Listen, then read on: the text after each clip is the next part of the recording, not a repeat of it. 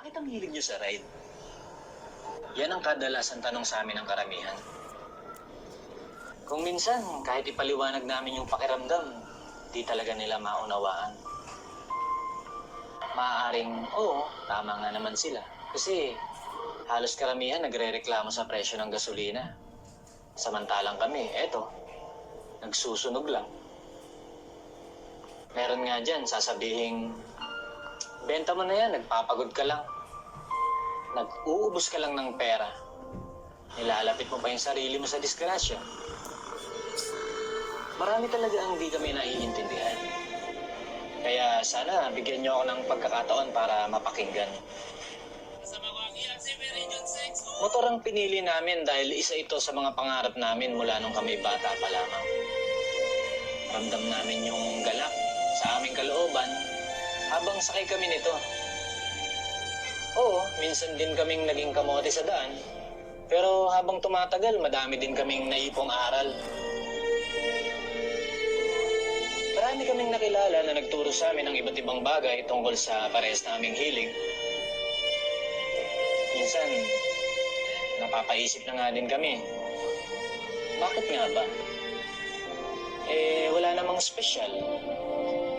Kadalasan nga, pagdating sa pupuntahan, konting selfie at picture sa arko, tapos sabay uwi na agad. Swerte nga kung overnight yung ride eh. Pero minsan malas din.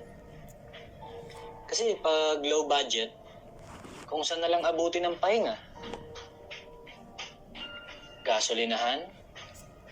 Yan, dyan kami kadalasan.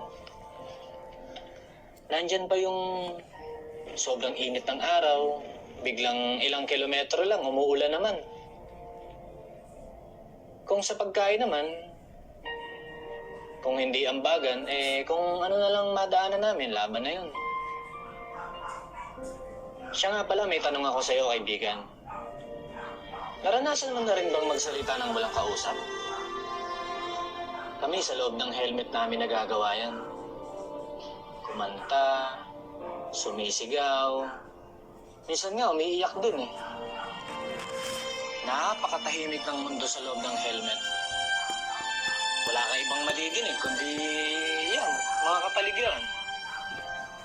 Maraming beses din kaming huminto para pagmasdan ng mga magagandang tanawin. Simple pero masaya kasi yung pagod ng katawan ay nahihigitan ng payapang kaisipan. Alam namin na napakadelikado nito. Ngunit niniwala kami na ang salitang courage ay subukan ng mga bagay na ating kinatatakutan. Nariyan na yung minsan, di natin maiwasan masemplang.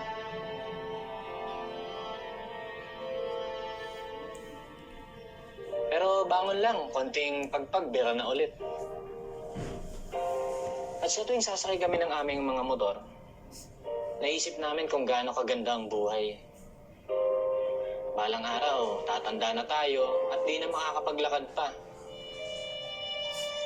Mananatili na lamang sa garahe itong motor natin na magsisilbi bilang alaala ng ating mga napuntahan.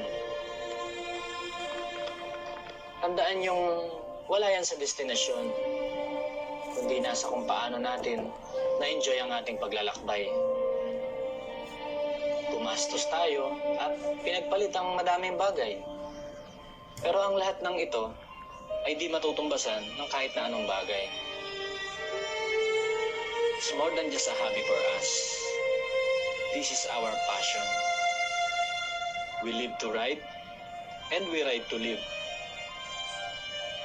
May God bless our friends, and the adventure continues.